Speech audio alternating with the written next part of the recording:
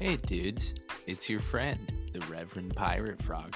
Come join me in the circle with my OG homie, Cots Growery, the plant magician himself, Mac Attack Gardens, the poet laureate, Stoney Alpinus, and of course, the better half of Frapple, Johnny Apple. Don't forget to pass to the left and let's have some fucking fun.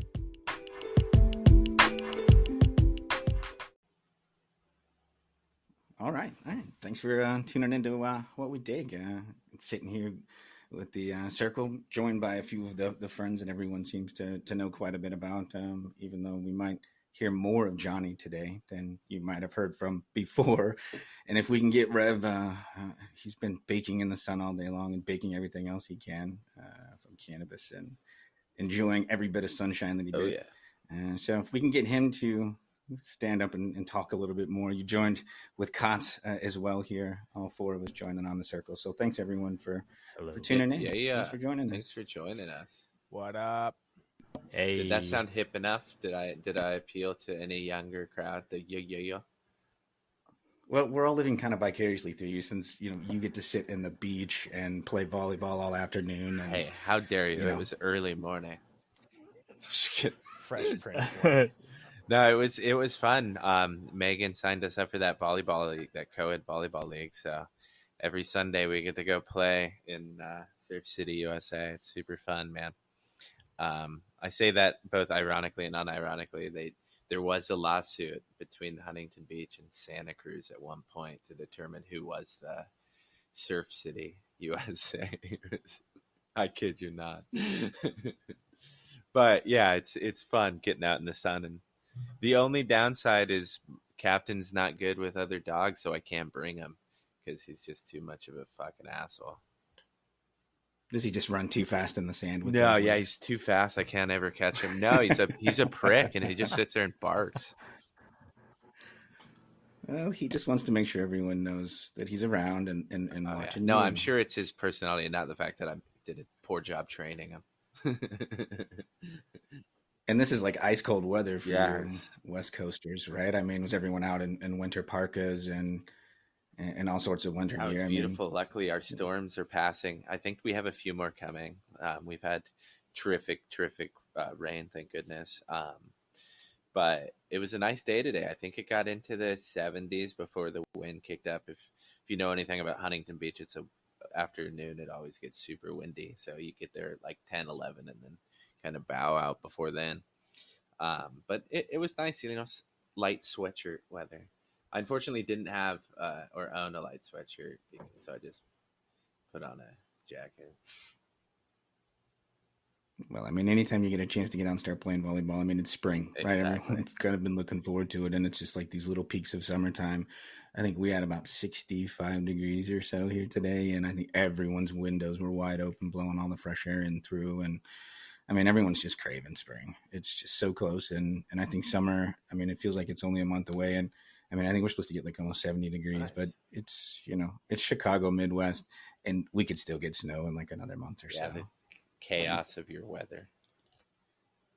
Yeah, I mean, and everything that's, I mean, I caught the tail end of this. I know in the Discord, everyone was keeping an eye out for our buddy Howling Buds and all of our other friends that were catching 90-degree winds and these massive gusts blowing through. I mean, a lot of our friends have, little groweries all throughout, and property and outdoor plants and things that get destroyed in weather like that. So I know, Kotz, you mess around with a lot of outdoor stuff. So anything happen with you in any of these storms? No, we did see it blow over us, which was interesting. It didn't hit us nearly as bad as the Midwest, which, goodness gracious, I feel so bad for them. And it's going to come again a little bit earlier this next week too. But to speak on your point with the cold and the hot, this is exactly why I don't plant early. And if I'm going to do anything at this time of the year, it's indoor sowing, get something started in a tent. I was thinking about putting my potatoes out today. I did grab my seed potatoes. We got them in hand, but we decided not to. I was busy all day. It was definitely a day that I could have done it. And if it does get cold, like we might get some pretty cold weather before it gets warmer. The potatoes don't really mind, especially if they're buried under 6 inches of soil, you know? Right. So, Is that how do you just mound your potatoes? Is that how you do them? you know what I do? I use leaves from around the property and around neighboring properties to mulch over, and then I use silage tarp to cover all my beds. And when I'm ready to take the silage tarp off, I will, in the case of planting potatoes, I'll just line my potatoes, and then I'll take a couple of bags of mulch, compost, or just potting bed soil, depending on what I feel like the bed needs. And I'll put like 4 or maybe 6 inches on top of the potatoes and just kind of just blanket over it. And then I'll do that or amend all of the other beds. But for the potatoes specifically, that's how I'll do it. And they can go in early. So that's the first thing you'll see go down in my garden is the seed potatoes. I've been considering there's this like you wrap your chicken wire around a fence post or whatever, and you just straw potatoes, and you just keep layering it up, and then it grows out the side. I really want to try that method. You want to know I don't what have I very like much to do? space. One of my favorite things to do is line my potatoes with my pole beans, and the pole beans will climb up the potatoes as they grow up. So as opposed to continually burying your potatoes to get that increased yield, what I'm doing is basically using the potatoes as a trellis for the beans. So I can get them both in there and they both use each other. And it's kind of like Three Sisters, but it's with the potatoes and the beans. Yeah, I do Three Sisters as well. Mm-hmm. Yeah, they're pumping the nitrogen right back in. Yeah, they're helping trellis up and adding nutrients right back in. Have you ever seen the giant carrots that you grow in the culverts that are like 6-8 foot tall? You ever seen that sort of fun technique done? I've seen. You mean the ones that you throw them down the tubes? Yeah, they're like you put them into like you can make them 6, 8, 9 foot tall. I've seen them done massive, but because a carrot will effectively grow pretty deep. As long as you've got the right medium layered in the right way, it'll grow until it. Yeah, it's ridiculous. You go out there and look. Slightly shorter than Calabrese. Yeah. Well, yeah. I mean, we could. It might be a good way to consider it, but it's funny. I mean, you'll get these massive carrots that come out of them, and they're not necessarily the greatest for eating, but they're fun to do for kind of demonstration. It's kind of like what we do when we throw bonsai, and it's something that someday we'll touch base back on with the earth box, like the junior that I have relative to the larger one. I think it has a big difference in size to where our cannabis plants end up. Just knowing about the roots and how they shoot down, and especially I've got this weird theory with ruderalis being grown in mountains, but more on that another time. But. Yeah, the deeper the beds are, especially with carrots and stuff like that, and I'm in raised beds. You really do get something much better, which is I think that speaks to why I haven't been able to get successful carrots yet, because I haven't fully filled out the beds. I think I have a capacity of 18 inches and I'm at 12 at best in my deepest parts of the beds, which is why I like to continually fill and kind of do like an urbanized lasagna approach where I'm just every year I'm just stacking whatever I can, whether it's a mulch layer, a compost layer, or just a potting soil layer that's got pumice and all the other stuff. Also, my pots from in the tents get ejected into the garden beds as well. So that's just a slow process of adding that in as well. So I haven't closed that loop yet. So that's where the soil goes. Johnny, you still got some of that leaf litter working from last year? Yeah, that just reminded me of that. Is it still sitting in a bucket somewhere out there? Nope, I got 4 black bags, and I didn't ever bring it inside. I was gonna bring it inside, but I was like, I'm just gonna let it do like everybody says it's gonna do. Left it outside, so it went through the freeze process and the thaw process. I just moved the bags because they were sitting there, and they just still feel like leaves. So I just moved them to a different spot, and we'll see. I don't know, maybe again next end of fall or whatever to go through the summer and compost them. But yeah, they're still sitting there. Let's go back to that because it's been quite a while. So the intent for this is for this leaf litter to deliver. Just to be a base nutrient or just a base for potting soil. It basically becomes, and there is some nutrients I'm sure that are in it, but it's just basically like a peat base nutrient, not like potting soil mix. You could add it into your garden, but it like compost into like black gold. So, So- yeah, so it's by- It's just also great for By process, you're just great for worm bin you- bedding, and to as it breaks down, it's Mhm. even better. It's just good stuff to have around because he needed a punishment anyway. yeah. yeah. I remember that. It's been quite a while. But so what's going on in your garden these days, Johnny?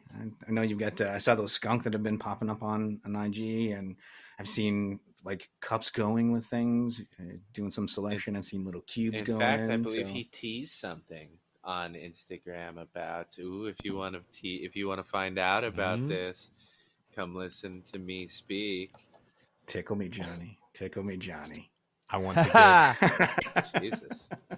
Jesus. You assholes told me to sell my soul, and that was the best you're getting from me. So there it is. I sold my No, soul. I said No, I I said sell your body. I said we need a couple extra bucks. Sell your body. yeah, but I'm a scrawny white dude. Who the fuck wants a scrawny Oh, white you'd dude? make Well, a lot of money in certain places, my friend. We can cornfeed you. Oh, It doesn't yourself take short, too long. Johnny. Yeah. Cornfeed, yeah. Good 30, 60 days of corn feeding, Johnny. We'll get you up there. We'll put a few extra Uh, pounds on you. We'll take you to the lot, buddy. Yummy. No, let's. Yummy. No, so 10 of the 12 Hella Jellies that I started in the DIY cloner, 10 of them are going right now. The goal was to do a Sea Green. Sea Green. Jesus Christ, thank you for getting me through that one. The Sea Green in the 3x3 bed, so I'm going to do 9 of them in there. So I'm just they're in the prop tent now. I'm waiting for them to get big enough to transplant out of the solo cups, and then I'm going to put them in there. I am going to go. I was tossing around the idea of doing 5 and 5 in my 3x3 beds, and being able to take cuts for sure, because I would be able to veg a little bit longer to be able to get to cuts. But I think even in a 9 or a 3x3 pattern in the 3x3 bed, like 9 plants in there, I still should be able to veg long enough to be able to take cuts from the bottom and then flip to flower. So I decided to plant some autoflowers to put in the 3x3 bed and the other 4x4. I wanted to go autoflowers because it's the tent that's got the duct tape on it to fix the tear that's in it. So I last night went through my stash and grabbed a pack of Hawaiian blueberry auto regs from BGG Right on. and popped them in peat. And I'm going to try the just peat Nice. cubes inside of a dome method, like the clone dome. So I'm just going to keep them moist in there and do it in the clone dome and see if I can do it just the same as easy as doing it with the cloner method, the arrow cloner method. And then I'm going to put them right in the 3x3 bed. Once they're rooted, I'm going to put them in the bed and then turn everything on and go. That's so exciting. Call any males that come because they're regs. So yeah, Hawaiian blueberry. What's the Rock Auto on. regs. what's the Hawaiian aspect of his blueberry? I'm not exactly sure. They're That's a good a question. tester from him. I'm not exactly And this sure is what they this are, is but some he sent them. This is some new breeder that you're talking about. No, BGG. The Bruce Banner I Of don't know. I'm plant breeding. unaware. Sorry. We'll have him on sometime and I'll meet him. But yeah, no. So you don't know what the Hawaiian aspect of it is, huh? No, he had sent these because he knows I'm a huge fan of blueberry, and he thought that with the Hawaiian terps and the times I talk about fruity terps and everything, so he sent those along with the Odin Sons. And I just thought the Odin Sons were going to be a bit much for what I pay attention to at the moment. So I wanted to go with the blueberry and bring some blueberry back because I love the blueberry terps. And then the Hawaiian, There I you was just go. like, all right. It So, sounds amazing. yep. There you Yep. go. And they're autoflowers too, Yeah. right? I mean, Yep. you've been anxious to conquer these autoflowers and figure them back out. And I mean, you can't go wrong with these genetics, right? And Yep. No. yeah, you're in the right hands with this one. And it's blueberry. I mean, you've loved blueberry as long as I've known you. It's been your favorite and always seems to jump out. Lots of sweet Yeah. flavors. Gonna You get always lots of do fruit. seem to gravitate towards the Hawaiian men too, so it does make a lot of sense. Aloha. So, and then I did order the double smile pack. So, Yeah. the 5-pack of the double smile nice. coming. Right So, on. there's going to be Earthbox in there. And then with that, I ordered Funky Magafera, the Illuminato number 58. So, I ordered a pack of that as Yeah. well. If anyone could have So, seen Todd's I face know, just light up on that one. Can I congratulate? Yo, because that one came out in the same drop as Marley's Grin, and I almost got that one. And I can't yeah, it remember looked pretty what is intriguing it last again? night when I was going through. Yeah, tell me more. The Funky Mangafera. Seeing if I could pull it up. I was trying not Certainly to. don't need to know what I the didn't have double it pulled up, I smile just is, had my- 'cause I told you that you should get it, but yeah. No, Yep. just kidding. That's amazing. It's such a great bridge to grab to bridge over Mango Yak Smile and G3. cross to Livers BX1. Oh, yeah. Yeah. I mean, how can That's that pretty cool. how can that not be just absolutely Interesting. amazing? Yeah, Yeah. Johnny's gonna like that one. that's gonna be crazy good. I'm really excited to see So the that'll- double smile, and I'm really glad. Yeah, I can't Yeah. wait. So Yeah. that's what's going right in the Earthbox. I got that tent just sitting there waiting. I even planted a little cover crop, just very thinly put out on top, just to get some life going in that Earthbox. Because as soon as I get it, it's going in. Let's go. If I plant I have some double grape stuff in a solo cup. Can I piggyback on your grow for that grow along? Yes. There you yeah, go. dude. See, that way G3 doesn't get angry at me and curse me again. Yeah, I think it's open to all crosses of double grape. So I have some kind of stuff an interesting. that I'll put in a solo cup, because then I also really want to do the crafting cannabis Odin's son, but everything I've got is everything's so slow that I'm trying to catch up. Yeah, For those of you guys that are not aware, we're talking about two distinct grow alongs that Oh, are yeah, happening in April. The first is the Big Green Guy's Odin Sons grow along, which starts on 420, if I'm not mistaken. No, it started. And then the first. second, yeah, it starts the on the first of first. April. Yeah, so it's the first, yeah, there so we it's go. already started.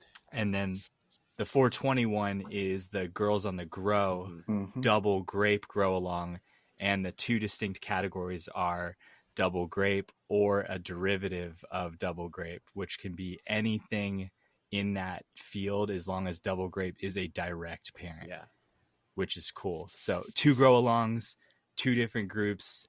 If you guys are packing those seeds, definitely get involved. That's really what it's all about. Growing with friends, right? Can I Yeah. do a Growing with little friends. spoiler for G3 and give Howling a little shout out?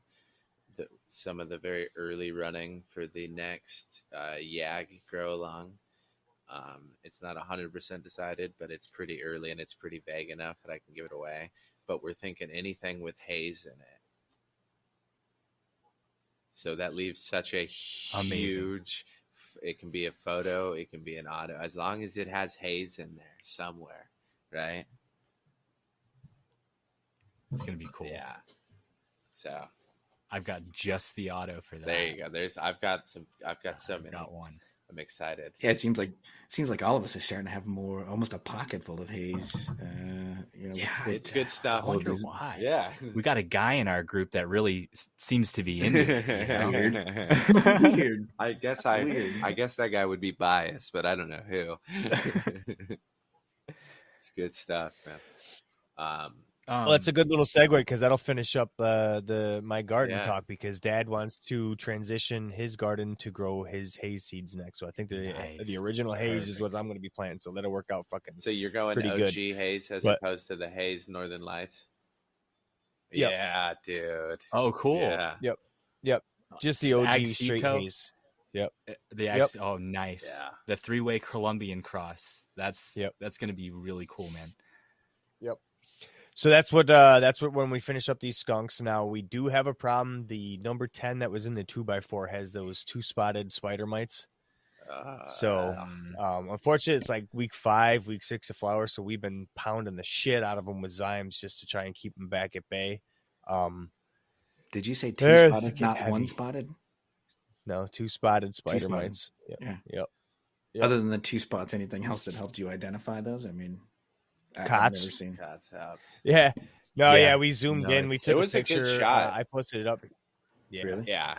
yeah, it's a gnarly spider Yeah. mite that 2 spotted. What was the first sign that got you looking for it, John? The leaves Paranoia. looked like they were getting eaten. I was looking at shit on the leaves, and I saw something. And then Dad sent me a picture. He's like, "You see these on the leaves? What the fuck is this?" And then I could see through his picture. I could say, I was like, "Yeah, that looks like spider mite damage." Through a picture, it didn't in person, but in the picture, I was like, "Looks like spider mite." But I posted on the fucking Discord, and Kot's like, "Yeah, that's the 2 spider." Once we got zoomed in the picture and shit, it's like, "Yep." Was it like down Fucking low, spider. closer to the soil, or up towards the top? Where did you see? No, they're up in the tree? buds. They're under the leaves. You can see the little bit of webs in the leaves and shit. So we've been pounding them hard. Not seeing any more damage, and they're not seeing any more like active life. Everything looks like it's fucking toast. Mm-hmm. You can see dead spider mites. You're seeing a couple move here and there, but we've done like. Yeah. 1 day, skip a day, 2 days in a row, skip a day, pound them again another day. Just trying to fucking get them to finish up at this point. Because plants are beautiful, man. Like, they look really good. So if we could just keep these at bay and keep them fucking spreading over to the other tent, because we're not seeing any other signs on the 4x4, which is right next to it. So I went in there and we helped clean up the grow space, and we sprayed that other tent too, and we're not seeing any transition from the 2x4 to the 4x4. So when you're saying spray looking good. When you're saying spray the tent, you're saying some flowers, but are you also spraying the perimeter? Are you hitting like the whole tent and like the outside of it, particularly where just the soil? Yeah, just the soil, the sides of the tent, and everything like that. We didn't spray around the outside. Just cleaned up the grow room, like vacuumed and got everything up off the floor. Any dead leaves that might have been around, that type of shit. Just they needed to get it cleaned, so we cleaned that up as well. Yeah, trying to keep after it. I mean, fortunately, you had the crew on the Discord, right? I mean, yeah, popping up. Yep. Sometimes I sit and wonder. It's like when I think about all of the old timers that used to travel without cell phones or GPS or anything, and they just had maps and phone. You know, if it started pouring down rain, they had to find a phone booth. Like, I think about someone trying to see mites or something like that, being so scared and not even understand what's going on and even what to do with it. And you take a quick picture, and within, probably 30, 40 minutes, if not a couple hours or so, within our Discord, you're going to have someone at least give you an idea of where to start looking at it.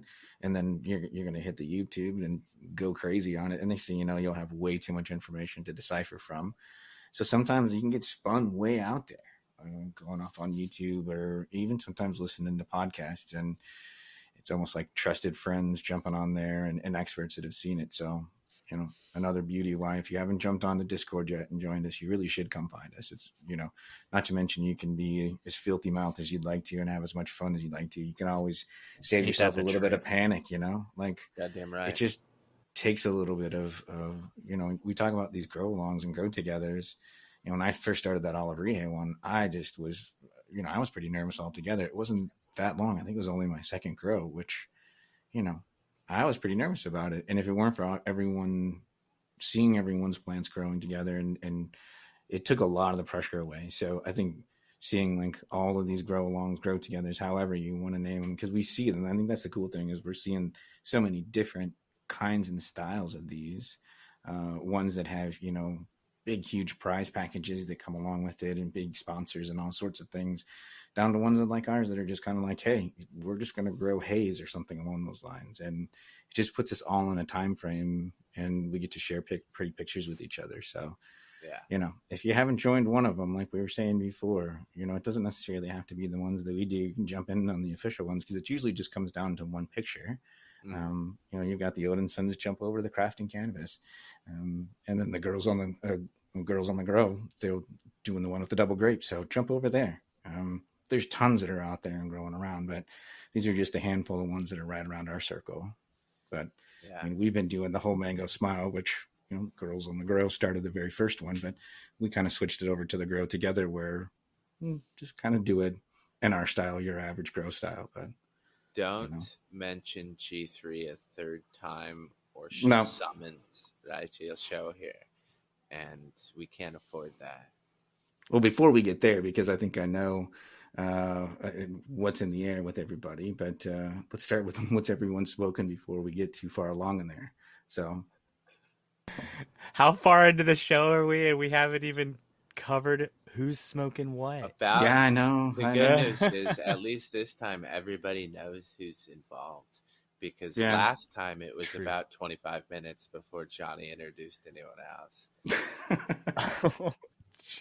So you see, I mean, we have some sort of a semblance here Oh, going. man. I'm I'm smoking Mango Smile, guys. Oh. I'm smoking it out of my vaporizer, and it's pure mango goodness. It's everything I could ever want in something that was supposed to be flavored mango, because it is. It's all mango all day. Like fresh mangoes too, not like over sweet mango candy, but like slice open a mango, like a traditional mango, just like all different types of mangoes. But I'm telling you, it's really, really, really good. Mango Smile, fantastic. Johnny, what are you smoking on? Yeah, Johnny. Fuck if I remember whatever was in the tray.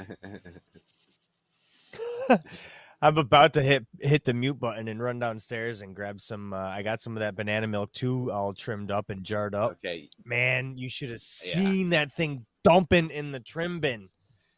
I had put a piece of parchment paper underneath the in between the trays in the trim bin, and I was just like, as I'm hitting it with the canna brush, the thing is just raining down fucking trikes. I was like, holy shit, man, this is gonna be nice. So then I grab the brush, and on the parchment paper, I sweep it all into a little fucking pile, fold the parchment paper up, and I'm rolling, like heating it up in my hands, rubbing them back and forth, trying to heat it up to get them to a sticky point. Then once it was in the sticky point, I peeled them together. It was all stuck together. I just rolled it into a ball and just kept fucking rolling it in my hands, working it into a fucking little ball. Fucking put it in a little bag, brought it over to show my dad. So fucking proud of myself. He went just like this, shoop, put it underneath his armpit. I was like, oh, guess that shit's his now. Fucker got me. Yeah. No, I had gotten him a hash pipe a while ago, so I was happy for him to have it. It was fucking super cool. So yeah, it was a little fun, but now I'm about to run downstairs and grab a fucking nug of that to roll up, because that fucking banana milk too is pretty nice. You gotta before you run down, I'll give you plenty of time after, but you gotta at least kind of touch on what you told me about that banana milk. So I was at Dad's and I took 2. So I've got 3 plants, 1, 2, and 3 hanging in the dry tent. It's been like 3 weeks now. I brought the number 2 over to trim up, and that was the one I made the hash ball with. But the number 1, which has been my favorite the entire time, oh my God, man. My dad had rolled it up, and I had put it in to go to light it, and I was nowhere near the fire to light it, and I took a fucking like cold hit through it. I was like, whoa. Like, wow. I was like, I handed it to my mom. I said, Ma, try that. She goes, oh, wow, what is that? And I go, yeah, and Dad did the same thing. He's like, wow, yeah. I was like, that. She's like, now that's some sort of fruity. I was like, yeah, it's something, man. So then we passed the J around, and it was just like, got good fucking experience, like just got into your head and your thoughts. And then I got up and went upstairs and started cleaning Dad's fucking grow room and trimming everything up and spraying it with Zymes again. And I was like, holy shit, man, this is some fucking yeah. So I was pretty excited. Some good medicine. Yep. Yeah, good medicine. Yeah, I mean, with crazy terps. Good. Yeah, I wish everyone could see your face, man, because you are just glowing with this thing, right? So yeah. I am not going to keep you from that bud any further, my friend. So put us on pause. Go get some more, because I can't wait to see your cheese get even bigger when you come back. So I'm not pausing. I'm just muting. My fucking headset will go all the way down there. I can hear you guys. Yep. Well, then we can say all sorts of dirty things. You just can't say anything back. So, Rev, what's in the air, brother? Well, actually, it relates to Johnny too. But as he's running away and he can't defend himself, I will say, no. You could say it all. No. I'm too afraid of him still. You could see how stoked he was. Like, you could feel it, the vibes coming off just the text that he sent me. He's like, holy shit. And I feel bad, and I don't know. I know he didn't want to talk about it, but he lost that cut. So it's even more heartbreaking. But it's good medicine for him now. So now we just got to find something in his hella jelly. But what I'm smoking on, and the only reason I have it, is because of Johnny's decision to grow it. I got Smoking on some hella jelly, actually. Really, coast to Yeah, coast here, huh? yeah. Not it's not from him. It was some BS dispensary stuff that I saw because it was the same shit that he's growing now. So I wanted to fuck with him. Um, You got hella jelly in the dispensary? yeah, That's pretty cool. yeah. No Interesting. way. Yeah. We were talking, and I was looking at one of the delivery companies, one of the many that exist in California, and we were talking about a sea of green, and I saw it. I'm like, oh, you can get an ounce of hella jelly from Humboldt Seed Company or Humboldt Farms or whatever for like, I think it was like $80 ounce or something like that. And so I bought it and showed up 45 minutes later, and he thought I said I was getting it in 14 days or whatever, but I got it 14 minutes, and I was smoking on it. I was like, yeah, it's pretty good. You'll like it. You should definitely make sure you keep a cut of it. And he goes, how? I was like, Hmm. well, what do you mean? It was delivered. He goes, I thought you said 14 days, fucker. I was like, no, it's really good shit. I mean, it's not, he asked me, he's like, oh, what are the terps? And I was like, dude, it's dispensary shit. Like I couldn't tell you that if I tried. So like, it's cardboard. It's bullshit. Yeah. I only did it because you're growing it. Like I couldn't tell you. I was like, the effects are nice. You'll love it. But yeah, so I'm smoking on that because I bought it, but I'll be back to Marley's Grin after.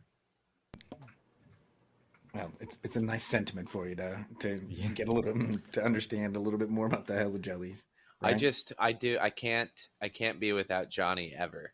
So it makes it easier to be without him if I'm at least smoking him, you know? Yeah.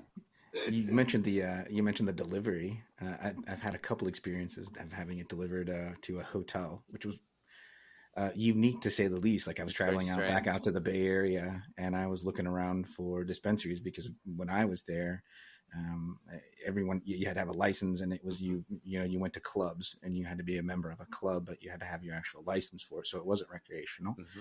So upon return, right, I'm like, okay, it's recreational, and I'll just find a dispensary, and I'm like looking around, and it's all delivery, and it was a really cool experience, I got to say. I mean, when I shop at dispensaries now, I tend to look ahead so that I don't get overwhelmed because it can be a little stressful walking in there and it's 40, 60 strains in front of you and cartridges, and it can just be way overwhelming. So I try to do my kids. Yeah, I mean, if nothing else, like I've got it in, like I'll build an order on my phone and then take it in just so that it's easier and it's just not as overwhelming. But kind of being able to order it and saying we'll be there in 45 minutes, and the guy shows up and he's like, oh, you're in from out of town. He hands me a little disposable bowl, because he says, do you smoke joints or bowls? And I was like, oh, I'm normally a bowl. And he said, here you go.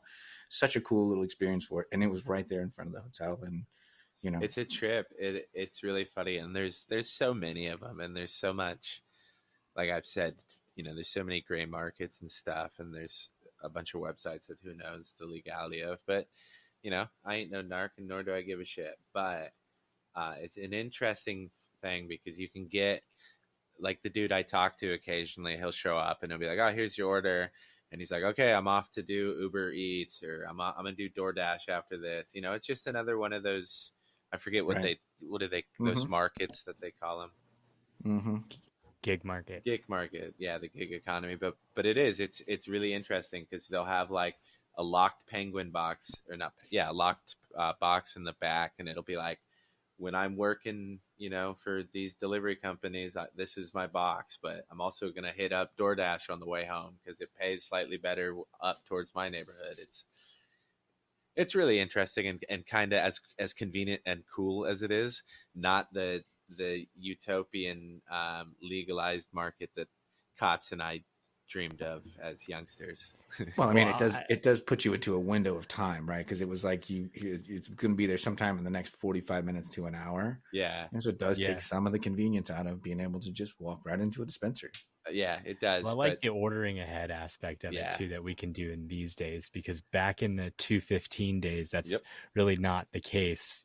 When you called a delivery service, and we did this a lot when we lived in San Francisco, what would happen is somebody would show up with a duffel bag, and you would let the person in, and they would come and pull stuff out and show it to you, and that's how you would shop. And it was, it was an interesting experience because you were basically getting the little convenience store in your home. We And yeah, I have a did funny you ever story do that, about Rev? that. Oh Yeah. yeah. So two things.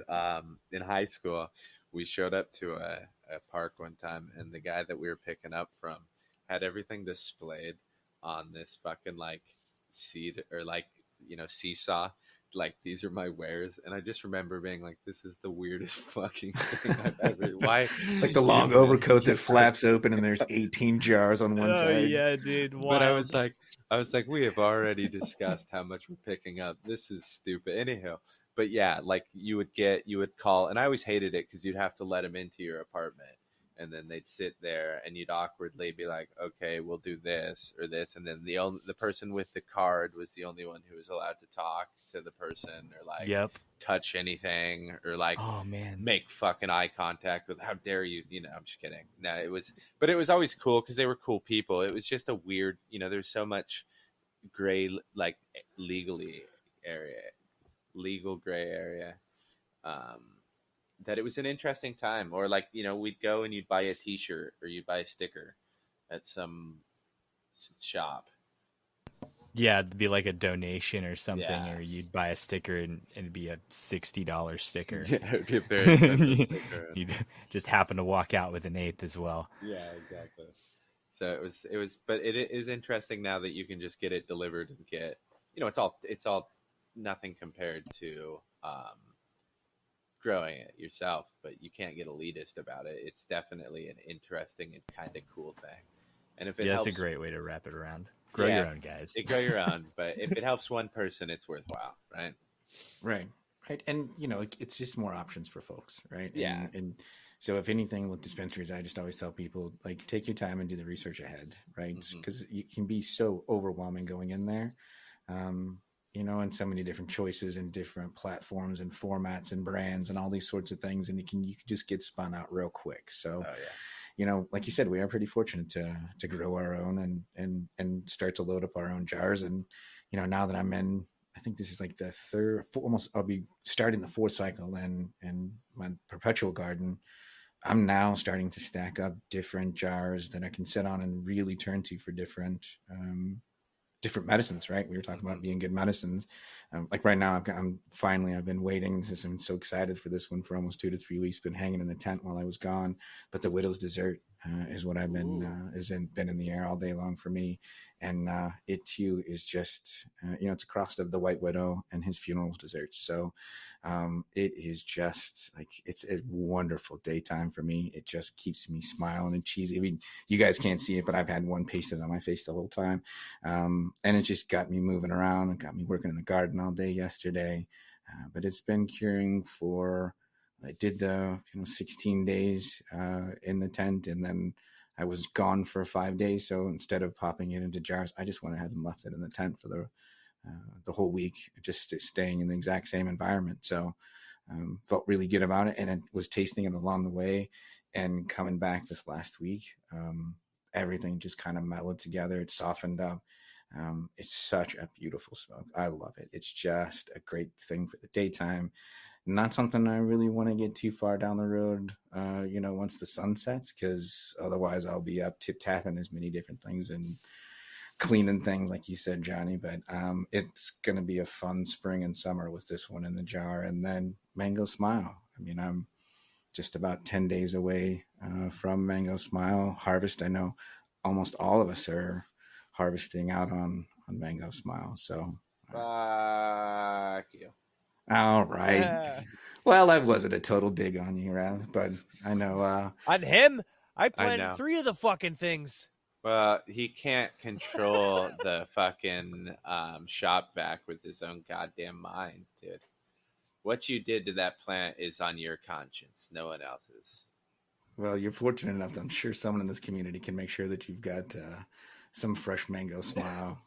I got more seeds. I got more Mango Smile seeds. Yeah, see, I just I need to get away from it. 3's enough. I'm fucking done with the Mango Smile. It was bad straight up now. juju. Yeah, it was.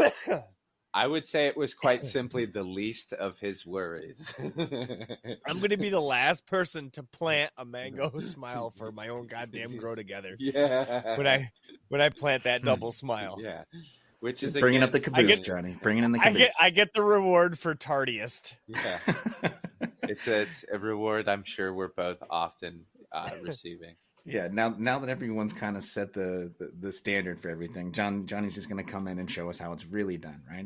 That's your goal. What's going to be amazing, and I'm willing to bet. The problem is, it's one of those philosophical arguments that we'll have at another time, whether or not this is a fair bet, because once I say it, Johnny can either do it or not do it. But in a perfect experiment, I'd be willing to bet that if once Johnny grows an absolute monster auto and everything goes smoothly, he's going to be completely different with his approach to him. He's going to be like, yeah, they're great for their environment. I think they need to be this, because he's this close and he keeps getting fucked. But that would be my bet had I not brought it out and said it, because now he'd, out of spite, just go, no, fuck you.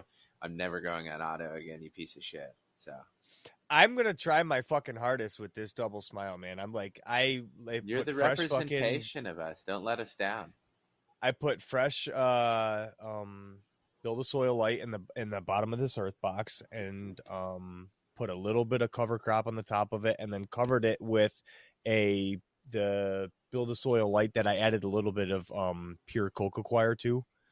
And I just put that like maybe an inch on top, and I'm just going to plant the seed right on top of that. Or no, I'm going to do solo cup with fresh build a soil light. So whatever's on top is just like a mulch layer, because I didn't put straw. So I just put that top layer, whatever. And then when I cover up the cover crop, when I top dress, that's what I'm going to do. So I was going to start it in a solo cup, but I'm going to start it in the spot. I'm going to put a solo cups groove in the, or a hole in the earth box, and do the double solo cup method.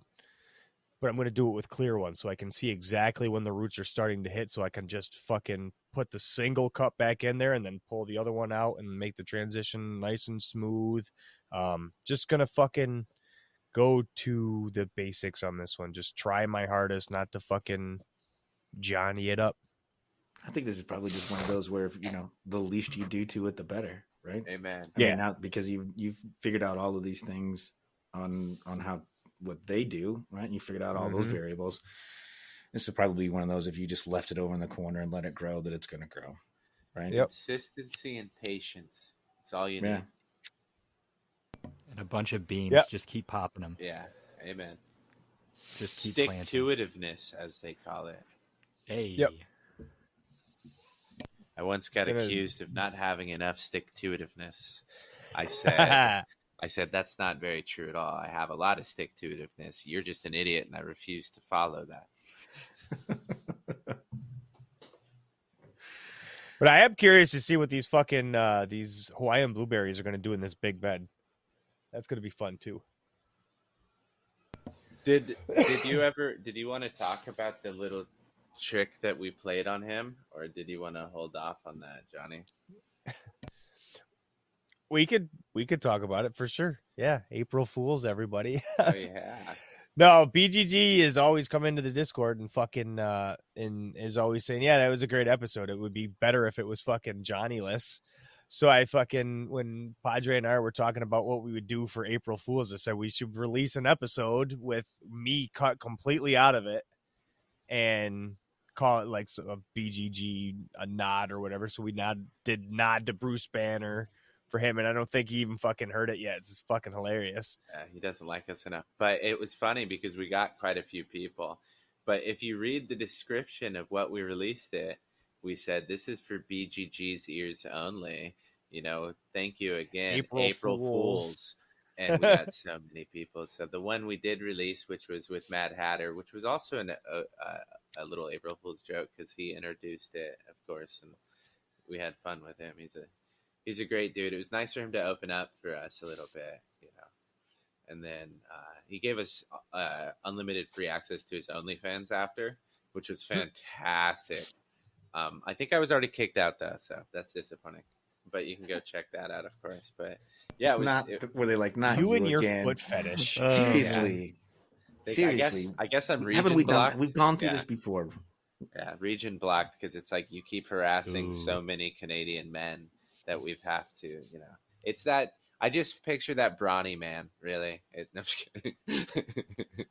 As an avid flannel wearer, it's more of a stalking thing where I'm like, nah, I need that flannel.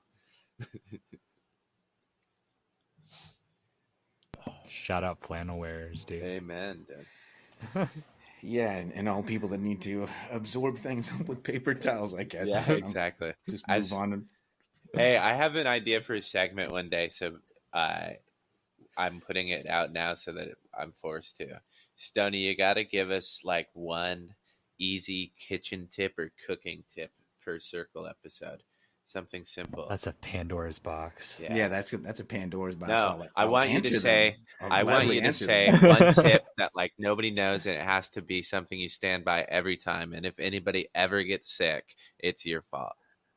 Oh my goodness. I'm not. Let's just not responsible for anyone's health. Everyone, yeah. Whatever they choose to put across their in their mouth, that's on them. We'll do is instead, so it's not too much pressure on you. We'll leave an option open for if there's ever a cooking question. Yeah, that's someone can ask, and we will put it in. Yeah, and if you have a question about ridiculous front of house shit, Kotz would love to talk your ear Get out of here about that. I was going to say you kind of got the hospitality industry. Yeah, we're one way or the we're other. a big bucket of hospitality. Johnny and I also have a lot of experience getting kicked out of fancy places. We know how to deal with folks like sides. You with a smile. We know how to handle it. It's okay. It's usually Kotz is the one that handles it. It's only guest is a guest is a guest. It's only me that would have to come out like at the very end of the evening time. And say, right. Listen, it's really time to go. We love even the unlovable. You really gotta go. Yeah, we've taken all the water off the table here, guys. Get the fuck out. Yeah. No more planters, no more flowers. Pretty soon we're gonna bring the vacuum over. And you guys are gonna give me PTSD. Yeah. If you're the last one, I'm gonna start getting flashbacks, dude. Yeah, maybe that's the tip, right? Oh my goodness. If you were the last person in the restaurant and you hear them vacuuming and everything is off your table, there's a good chance that they're ready for the evening time to be adjourned. Is the nice way of saying it, right? Or as Johnny, or get the fuck out of there, because we really Johnny and I would put it, bounce the fuck out, guys. Right. Deuces. Yeah. See, there we go. Deuces. Yeah. Well, at least we're balanced. Amen. Right? Amen. But well, I know earlier we started on the talking a little bit through the Mango Smile grow together that we've got going. I know Kotz, you were one of the first ones to start harvesting, and I've seen a few hanging up over in our Discord. So yeah, I wanted to touch a little bit based on that and see what kind of led you to go for the chop. I know I popped up there on my Instagram some pictures that I start watching mine. Started looking at it this morning pretty carefully, around 72, 73 days, something like that. Yeah. So when do you start looking? I mean, what guided you on this one? Because the strain card on Mango Smile, I think, was 75 to 90, is what it said, if I'm not mistaken. And so I mean, I guess I took that, and then about day 60, day 61, I cut newts every time. My system, I go straight to water. And what that'll do is it'll trigger, if it hasn't already, senescence in the plant, and that'll just carry along. Usually I can see senescence in 50 and beyond, especially with some of the early finishers. And on the note of Mango Smile, Mango was looking like an early finisher. And I mean that in the sense of like the pistils were starting to recede. I wasn't getting any new pistils coming through.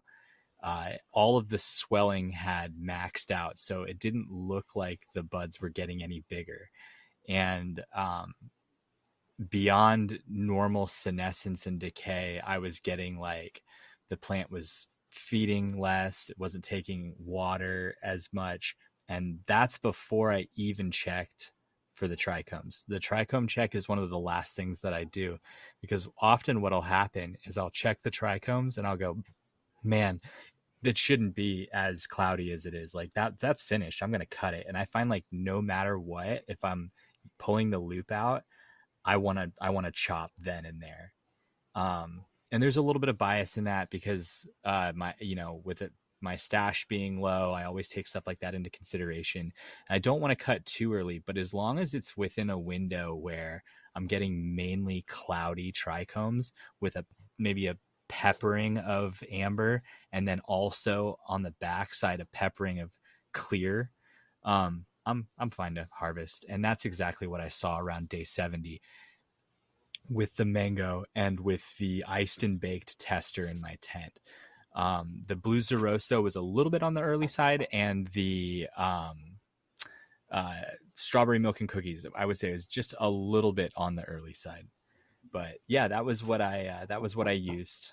Now, do you do it when you make those selections and you're starting to look at it? Is that your preference for your medicine, right? So, Yeah, because if yeah, we yeah. just look at like those basic variables, right, down at and in linear a plant, do you also take into accord the fact that, oh, hey, I've heard quite a bit about this mango smile, that it inherently is going to, from the entourage effect, is going to have uplifting effects to it.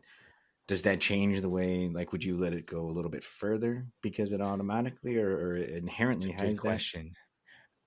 In my tent, the way that I usually do it is when I feel like the first plant or the first and second plant are getting to that maturity level, I'll make the decision to cut everything down at the same time. So what that does is it'll mean that the plants that are finished first will be kind of near perfect, and as long as there isn't too much of a gap between them and the plants that need just a little bit longer to finish, what I find happens is that my broad plants will finish more on the ripe side, and then my narrow plants will finish a little on the early side. So it'll kind of lend itself to the effects that I'm expecting to get from varietals like that.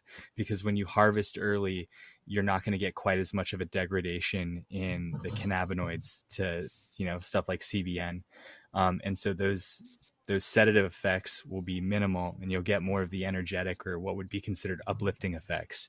And I like that because it's kind of stays true to what I'm expecting to get from those varietals on both sides.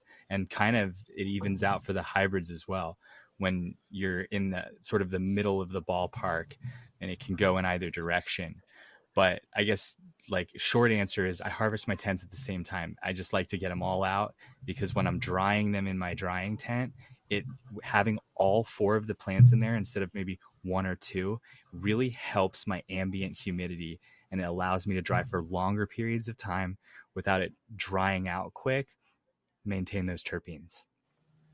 So Yeah. that's my thought process. Oh yeah. Yeah, I mean, I know what kind of makes me nervous, like, because I'm thinking about some of these, like the haze, like too racy of a sativa will just get me anxious. Like I already struggle with a bit with anxiety as it is, and if I have too racy of a sativa, and so I tend to want to go a little bit, down the road into amber, a little bit more creamier into the trichomes, just to make sure, because the last thing I want to do is make a harvest like that and think, man, if I would have waited like 2 weeks more, this would have just given me the nice edge of uplifting. But now it's a little too edgy and racy, and I kind of got bit one time on one of the plants that I was doing, where I took a little bit early because I needed it for harvest, and there was a couple weeks there where I was, it was definitely a little on the racy side that I wish I would have. And to Yeah. the same credit, I'm like, what, I'm going back to grow that. And then I saw it again when I was growing the Tangy Tib Iguana, right? Because I harvested that one again, waited till I got a little bit more creamier in the trichomes. But then I had the bonsai plant that went like 120 plus days. And so smoking those side by side, it is, I won't say night and day, but it's it's day and sunset, right? It is a little bit different. And so that took me to that question of like, as I'm thinking about this mango smile, should I let it go a little bit longer and ripen a little bit further, because I don't like it on that kind of edgy side. So anyone out there listening and wants to throw it out to me, I'd be curious to see their thoughts on it too, because I've been watching really carefully those that are, and what days they're starting to chop them on. Because there again, I think days are different. I mean, we all have different cycles, so there's going to be more hours, right? If not, like Yeah, Oddly enough, I think somehow, some way I got on I to, agree. 19 hours or whatever, 19 and a half hours. Right. So if someone's growing 16 hours and you look at the amount of days we grow, 3 hours compounded over could be several days. Right. Oh So yeah. we look at that Hey, that's a 84 great number, note. 75, right? Yeah, on DLI for sure. Mhm. That's a good point that you have there. I run 20 on and 4 off, Mhm. and so, I'm finishing in 70 days, and so let's, that might have something to do with why I'm a quick finisher. To be that actually honest. is a really pulling those two together, because I'd wondered that, because I've always seen you be one of the first ones to go out. Right. And then I'd look at some of the other tents that they're like, oh no. But if you think about it, I mean, we've got somewhere around 60, 70 days. If you take 2 hours extra, it's 120 hours. That's a lot of time, right? I'm no math. I'm just a dumb stoner, but it seems like a lot exponentially, right? That's what you smart folks are for. Come on, Rev. That's what you're for, buddy. No, But it's a great point. Johnny knows a lot more about DLI than I do, and that's to say he knows anything. Um, but it's an excellent point when you take into consideration like everything too, because sometimes you're not getting as much of a swing in humidity if you're only doing 4 hours of light off as opposed to someone doing six. mm-hmm. And all of that stuff is something you got to It's take into another good point. consideration. And I think there's the best way to put it is there's ideal. There's always going to be the ideal VPD, the ideal DLI, the ideal lights, the best situation possible. But it's up to your you personally. Like I can't have ideal because I live in a state where power is very expensive. So I have to do the absolute what I think is bare minimum because it just costs so much. Right. So I just have to live with that reality. And there's other things like shortages of things that you randomly deal with that sometimes you're just going to be like, yes, I know I could chase the VPD much better, but consistency overall, I think, is better for the plant than being perfect and then suddenly not being able to maintain that perfect environment. Especially with autoflowers, because a lot of us transition over, or they're new to growing, or they're coming into autoflowers and they're seeing, okay, like they're used to much more control over the process with photo periods, and they're seeing, you mentioned it on the strain card, right?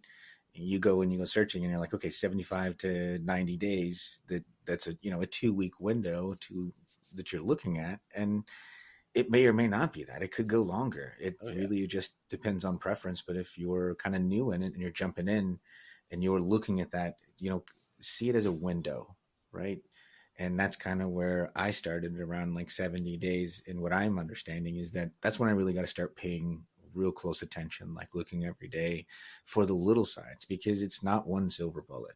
It's because there are so many variables that are going on, right? It is the amount of light, it's the VPD that's going on, the nutrients, like, backing off and sending it into senescence, right? Which is what makes the leaves change to color.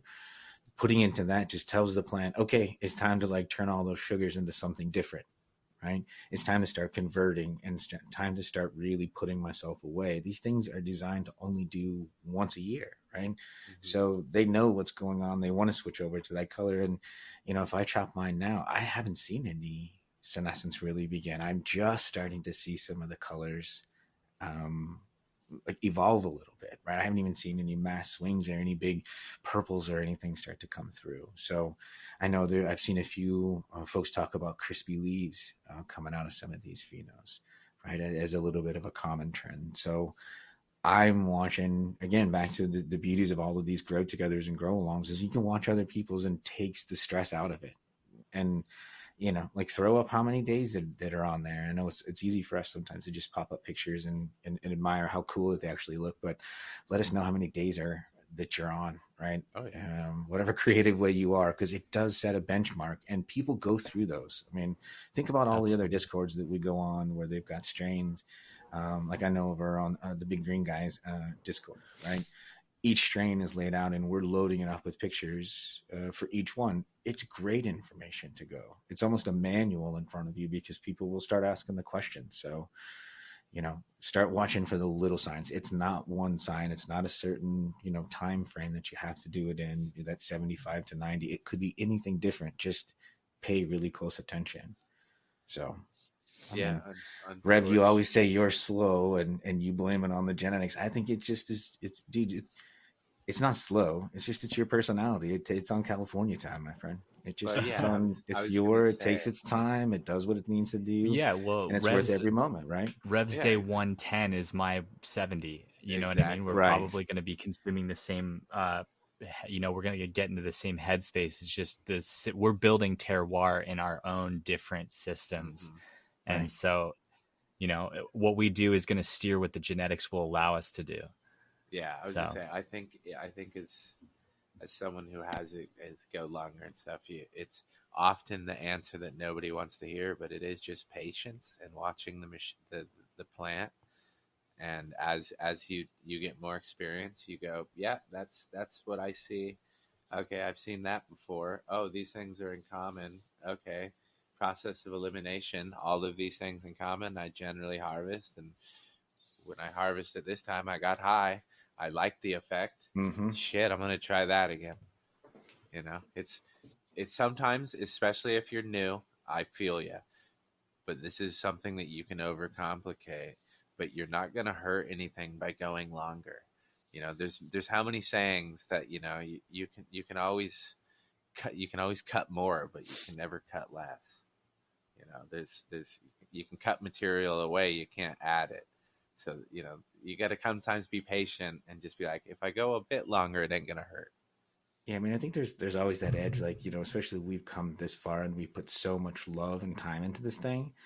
And it's like, I don't necessarily think that it's like we're anxious to smoke it right away or get it going. It's almost like I don't want to mess it up, right?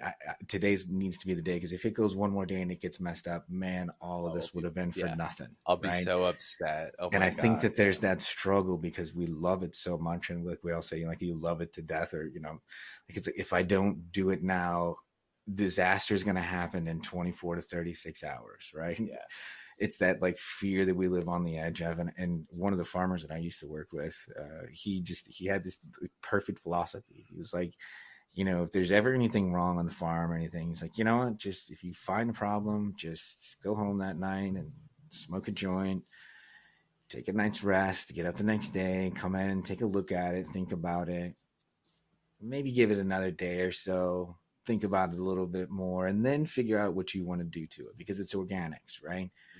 Mother Nature's doing what she needs to do. You're just stewarding this along, right? So if you try and push things you're going to throw chaos into it. If you're going to make the universe spin in the ways that it doesn't need to, just lay back and listen and pay attention. And I think that is one of the most, the biggest keys that I've noticed in the last year of growing, is that it's not going to happen on a certain time frame. I think you just have to watch for all the variables.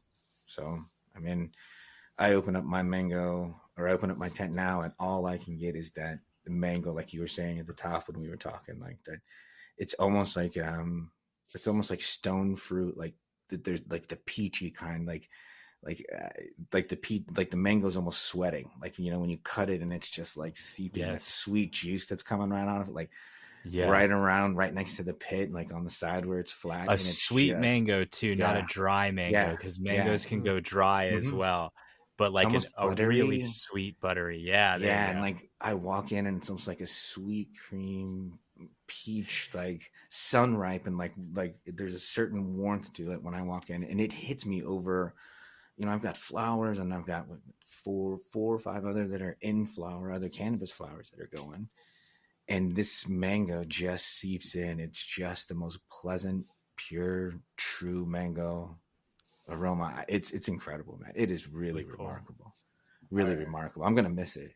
Our buddy Howling said that his smelled like a hazy IPA, which I thought was pretty rad. Yes, I can see that. It is hazy, and it's also a little hoppy too. I think that haze is one of the dominant profiles in Mango Smile. I can smell that sort of myrcene terpinolene dominant, like that it's kind of like a floral, almost kind of hoppy almost. But it is the back note to mango. Where mango turns is it gets very sweet very quickly. Mm-hmm. And that's what I really like about it. And sweet in a mango way, which is really cool because that singular profile is so awesome when you can just say like, this smells like mangoes, and it smells like mangoes. If you give it to that person, they're going to say this smells like mangoes. If you give it to that person, they're going to say it smells like mangoes. I love that. Amazing. I think that's so cool because, you know, it's like with wine, right? If you hand someone a glass of wine and they don't understand wine, they're going to say this smells like wine, or this smells like red wine. A lot of people have that muted sense when it comes to cannabis as well. But one thing that cannabis, I think, does that wine can't is it can really push into these directions, these aromatic directions, where you can say something smells like a certain fruit and hand it to somebody that has never smelled cannabis before, and they'll identify it in there. Yeah, I mean, it's the same terpenes in the fruits. And it's the same method and technique as learning wines too. I mean, what I learned from my mentor, the way that he would do it was not to sit and say, okay, when you drink this, you are going to smell this and you are going to taste this, right? He would say, okay, you ready? And he would put a glass in and say, okay, get up to your sniffer, and we'd sniff, and he'd go, baseball mitt, mango, cut grass. And he would just fire these out, and you would see my eyes like light up, because then he would say, I want you to make the connection to yourself. And so I want you to free associate these words when you get to them. And so then after a while, it becomes a kind of a repetitive pattern, right? You understand, you start to smell things like that hazy IPA. That's the hops, right? That's what's giving it that sort of cremant, that subtle like bridge in the flavor, right? Which takes the sharp bitterness, the astringency, that drying tones that tears your teeth and dries your teeth up of an IPA, right? It's what balances it by bringing that cremant in from those hops, right? And that sort of approach to it is the same way when you start sniffing, back to when you were talking about that dry pull on that joint, Johnny, right? It's the same way with coffee, even, man. Yep. You're sitting here describing 100%. I'm sitting here picturing my pour over going, oh yeah, man, this one's fucking yeah. It's the same exact thing, man. There's people who are just like, yeah, it tastes like coffee. Yeah. Or that one's, that's just strong coffee.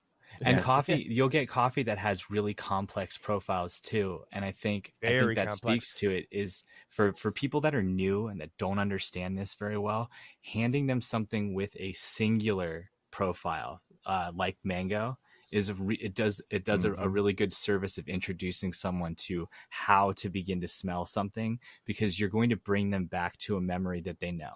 Everybody knows mango. We don't have to break the profile of mango down to its individual elements. We can just say this is mango. Somebody's going to be able to identify that. And that's what I love about it. And I think some of it just becomes layers too, right? And it becomes practice, right? And it's using the same, like if you do it with coffee or you do it with flowers or anything else, just apply the same methodology to it. If you can drink wine or beer, like you said, like everyone goes initially to that, oh, it smells like coffee, right? Or, oh, it tastes like red wine, or it tastes like white wine. Well, don't feel bad about that. That's just the first step.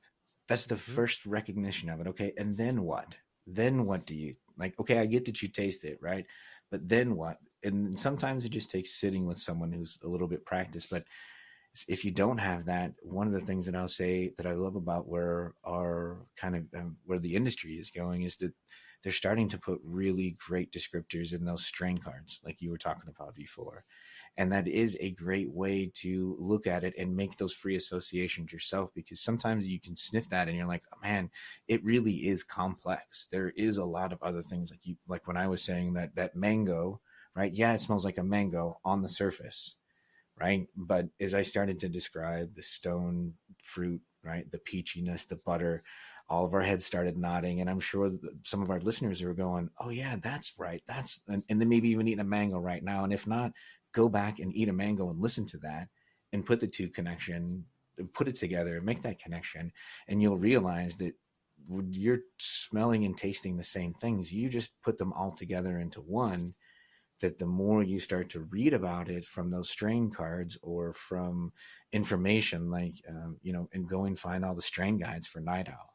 I still go back and pull those up in that old school, just boxes of it, but incredible writing that he does. Like, you can tell that Daz puts the effort in to really write, and you get not only the story around it, but they'll talk about what to expect from a flavor profile, about what to expect from aromas, and things that you should really keep an ear out for, and practice it. Just, pull dry joints and sniff jars, and next thing you know, you will be able to start really getting descriptive with what you're talking about. That dry pull is so important for joints. It really Yeah. gives you so much information before you light it, before you introduce that tar and that carbon that's coming through with the smoke. Getting that dry pull is the closest thing you're going to get to the experience that us vapors get when we use a vaporizer and we're pulling that through. That dry pull at the beginning of a joint really will help you out. And also, those compounds, those aromatic compounds, they will stick to your palate even off of a dry pull. So you can pull your mouth away and you can have that profile on your palate. Oh, yeah. Before you even light the joint, you can just pucker your lips a little bit and kind of taste that, and you can get an essence of what you're about to experience. Very much so. Yeah, that's what I love about joints. If we're gonna smoke flower, I just love joints so much. Shout out to anyone who's a joint smoker. You guys know what I'm talking about. It's good stuff. No doubt. I will always have a place in my heart for it because of dog walks and inconspicuous smoking in a parking lot before volleyball games or something. I mean, it's just so much easier to just be like, "What the fuck are you talking about? Smoking a cigarette, dude." Right. Yes. Both equally, I'm probably felonies in California now. No, I'm just kidding. But yeah, it's the dry pull is always what's amazing, and it's kind of like to a way better extent. But you remember those old like backwoods cigars or shit where you take a pull of that and you'd have that sticky ass residue on your mouth forever. But it's similar to that, Well, I mean, and it's also sets a baseline for you too. So it's a great way to learn it because, if you get the joint that's passed to you and it's been burned halfway through, like you said, you're getting all those tars and those resins, right? And so it's going to not set a baseline of flavor. Like we used to do it with wine, where we would, get a wine that needed to really breathe for a long period of time. We would taste it right away, like right when we opened it. So you at least knew how tight it was and really where it was going to stand. And then we would kind of sip on it throughout the evening time to see how it, would just naturally in the bottle so that we know where to keep it on the bar, how long to keep it, etc. And then oftentimes we'd pour it into the glass and then we'd just tilt the glass on the side, right? And then we would just roll the glass and totally aerate it, right? Almost dry it out and then leave it on the bar for the whole night and come back the next morning and take a swipe of it with your finger. And you can see and taste the progression of how the wine would be over almost like a 12-hour period. And you see how much it changes. It'll do the same thing. I know we've talked before about when you grind up, when you grind up your flour to, try and use it up right away. And if not, you're going to lose some of the volatile compounds that come off. It's not going to taste as well. It's not going to have the same aroma. You'll still have similar effects to it, but you'll lose some of the entourage effect to it. So, I think just, as a way to really experience cannabis in a different way is to just become more aware of it when you and I think we all just started, we smoke in the parking lot before a volleyball game, right? Even there as an opportunity to have an experience with flavor and to understand what you're doing, right? Oh, you definitely know too, like I have to mix this hella jelly with the Marleys because you're like, this is trash shit and it hurts. You get that like same almost like, yep, this has been processed taste if it's by itself. But I ain't ever really gonna complain as much as I'm not super stoked on large corporations of cannabis and stuff like that. It's still a dream that Kotz and I never thought would happen. So you're just like this. I'm not gonna complain because we used to be every time we'd smoke, you'd be stressed about getting rolled up on. We both Kotz and I have been multiple times, so it's like Oh, baby, I'm in the jungle. Yeah, exactly. That's right. Yeah, Yo, you're still. shit. Yo, I'm still in the jungle. But look, yeah, that's the truth. And you know, I love joints and all, but I myself, I'm a bong person, right? I love for the temperature to be cooled down a little bit, a fresh blast of flavor each time. There's something about the tars and the smoke and just having it around, and it's. I prefer to have it a fresh blast of it to get all of the terpenes as fresh as possible. I mean, Yeah. you know, I agree with you too. I will say if given the option and I didn't live in a super fascist like no smoking and like square miles and I had to go far away to smoke, bong would be nice. But I'm just not going to transport my yeah, bong that it's I not. love They far. haven't quite figured the portability out of that one yet. Yeah, you're just like kind of locked in and you're like, man, it's a lot of work. Or like I love Shout out bubblers. bong culture. Oh yeah, I love Yeah. bubblers too. You know, they'll always a special Mhm. place, and I think they look cool. Yeah. But it really sucks when they start getting clogged after a couple uses, and you're like, man, I packed this thing out here, motherfucker. Like, I Yeah. got this little micro fucking glass piece that I guy, like. hey, don't tell fucking- people about your personal problems, dude. Look at that thing. It That is like a thing's micro sick. bong. Hey. It's a Yeah. micro percolator, man. These things are nice for like You little were hitting fucking hash balls out of of that, keef weren't and you? shit. Yeah, hash. Yeah. Yep. That's I originally love this thing for that's a that. rig. That's What is dope. For dabbing.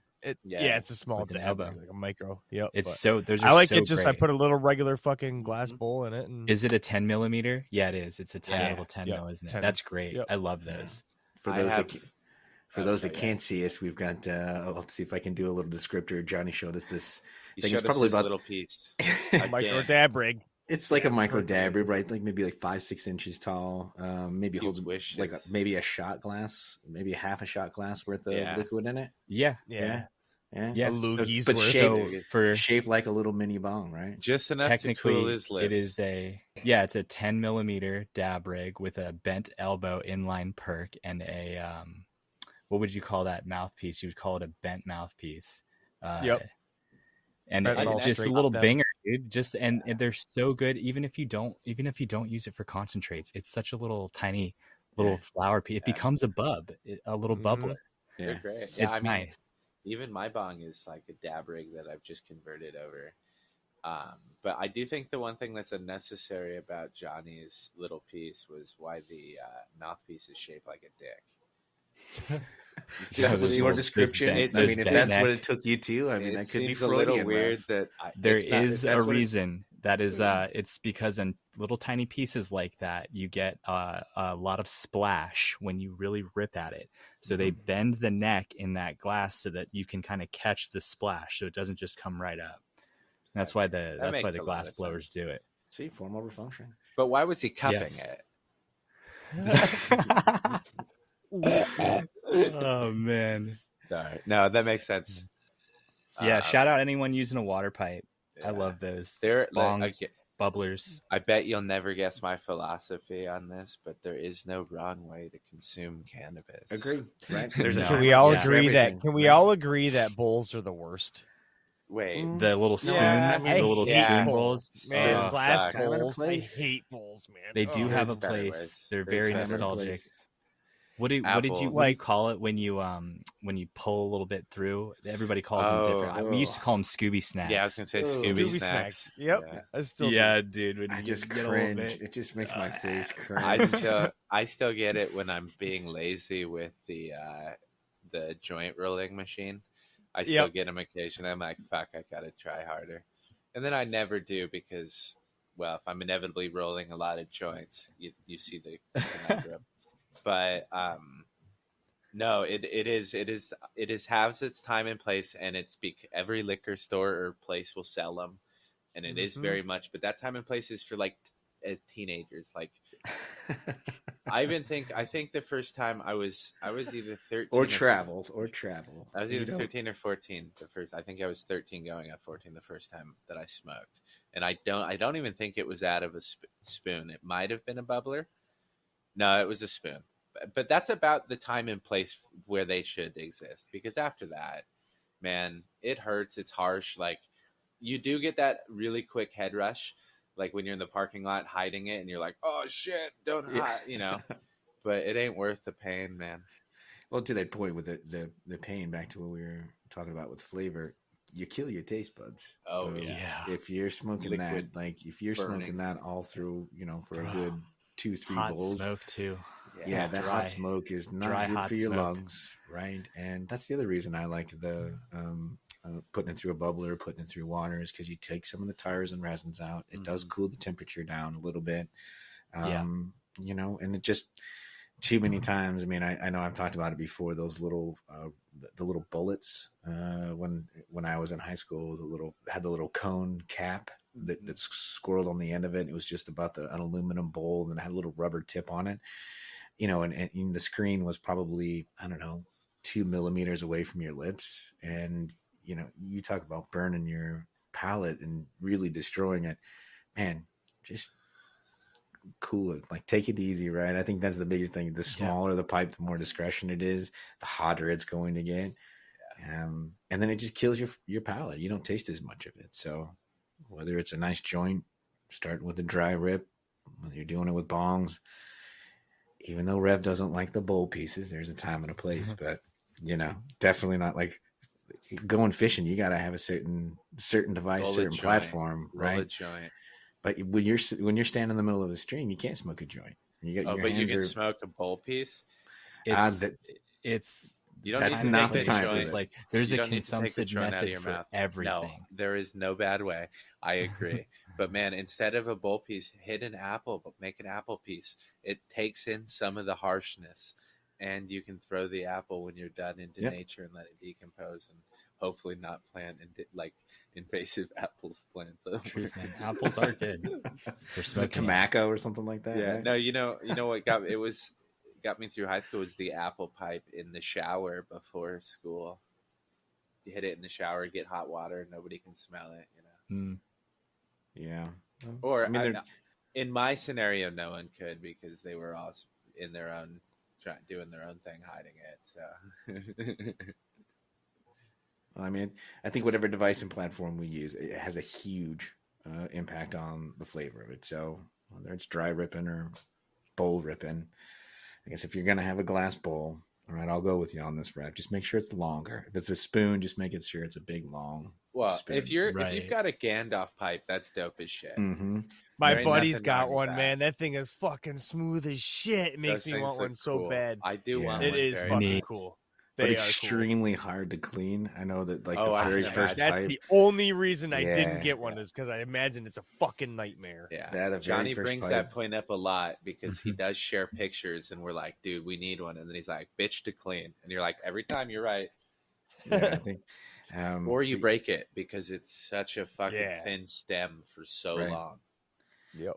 We did not have a head shop in our town, so you had to go to one of the university towns where I grew up, and they were about an hour's drive away. And so the first time I actually went to a head shop and bought my first pipe, I went in there like with intent to like buy something discreet. I was going to have something that would last me forever, and I was going to buy glass. I was finally going to make this investment, and I stumbled across this like clay.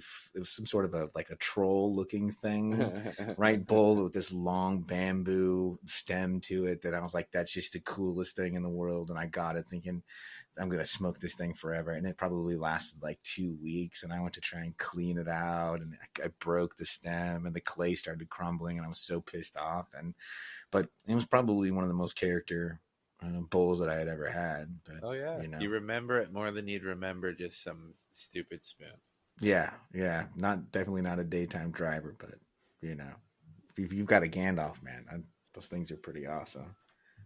Now it's all about the attachment for the Peak Pro. I know that Alabrije he had one he had like the one that made it like a Gandalf pipe, and that motherfucking thing must have been super long if it made it look like a Gandalf pipe in his hands. The thing's like 10-foot long little stem, but those things are dope. I'm sure Mac looks super. Mac would have looked a lot better if he hadn't shaved his mustache and caved to his wife. But we forgot to mention. We didn't forget. We were gonna mention that Mac's not here tonight because he was at Hash Bash this weekend. He met up with I don't know how many members of Crafting Cannabis. I know Ruder, Yeah, Rudy Alistair. was there. Yeah, saw I know Rudy. that uh, Badger went. Yeah, a couple cats from the Big Green Made Guy in Tester team were America. there. Terry N. I think, is that everybody? Yeah, I saw some pictures of those cats cheesing on the Yeah, those on the handsome tester. devils. They look like they were having an Nice. awesome time. Yeah, they looked happy. I'm jealous that we couldn't make it. At least there's so many of us. At least next year for sure, we'll have a representative. We should. If I wasn't traveling, I would have been there for it because it's close enough to me. Yeah, And any opportunity to pull together those cats in one place. I mean, just looking at the picture and looking where they were, it looked like there was a pretty open environment and there was lots of big smiles on faces and jars out on tables. So, just always cool for the community to pull itself together and actually be in person. yeah. Anywho, so yeah, Mac. I forgot what I was saying. Mac was there. You can also see it in the picture. I'm sure we'll share it too. But just look at that picture and think how much cooler that dude would look with a mustache And a giant Gandalf. and a giant Gandalf pipe, and go, all right. So if you see Mac around this week, just let him know, dude, that mustache.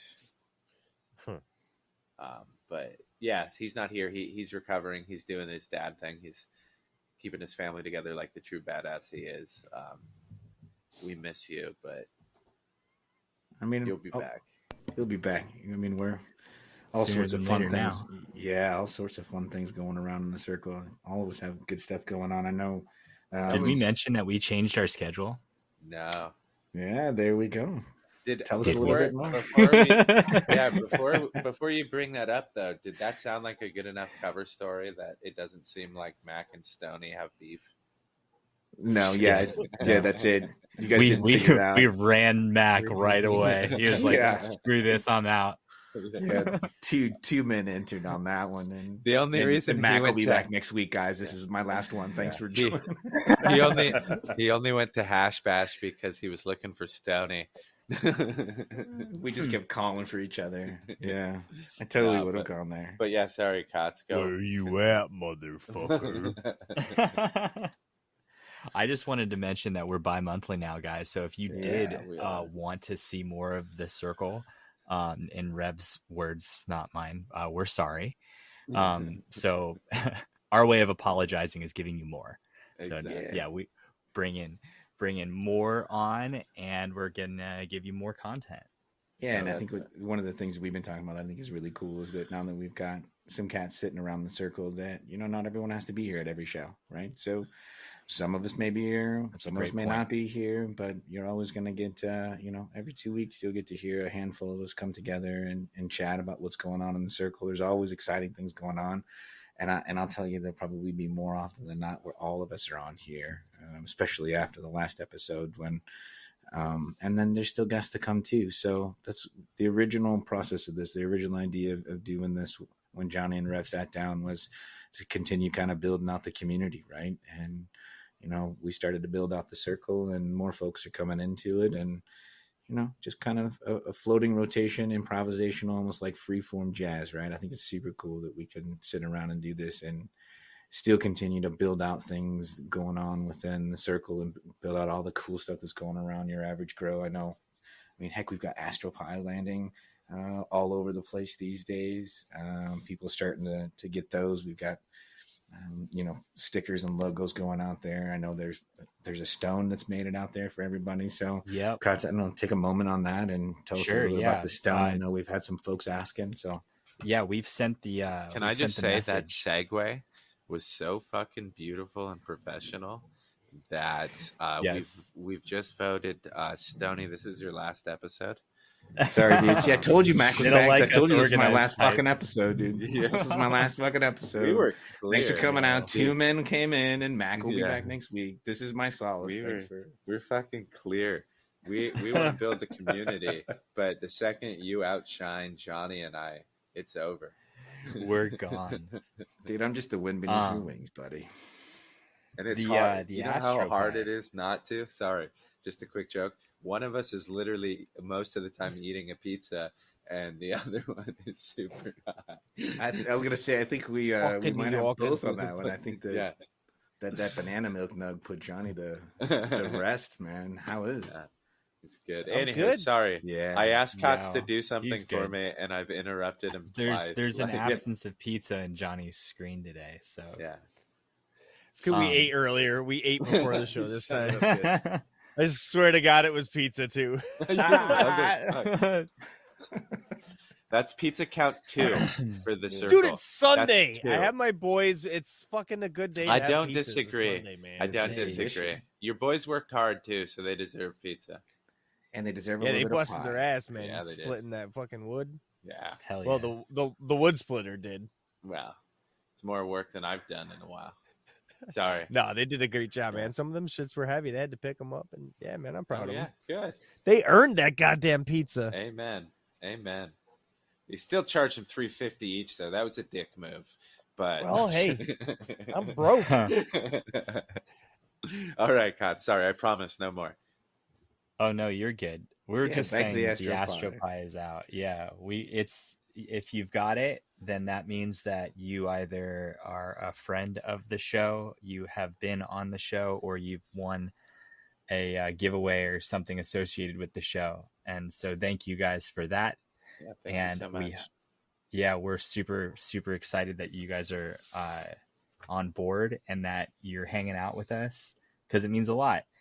And this Astro Pie is just a little project that we're working on. And if you don't know, if you haven't heard already, it's a TIA cross to Vader OG. And this is just an F1.